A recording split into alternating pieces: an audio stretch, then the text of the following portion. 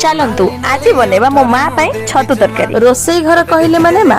माँ तो सब सकालू नहीं राति पर्यंत सब माँ ही रोसई करे थाए आ विभिन्न समस्त मन पसंदर खाइबा से बनाए। आज मो माँ को कहली तू आज बसबू मु आज तते बनई देवी छतु तरकारी खाई कहू तो झील केमी रोसई कर। माँ तो माँ ना सी कौन सेमती बसो सी मत भी टिके हेल्प करदेला रोसई कर तार काटिकुटी बाटी बुटी जिनस धरदेला बास मु मोर रोसई कली आकु बहुत पसंद छतु तरकारी से ता मन पसंद मु आज बनई छतु तरकारी तो बनई ता सहित बनई पणस पिठौ। माँ सब पणस तरकारी खाई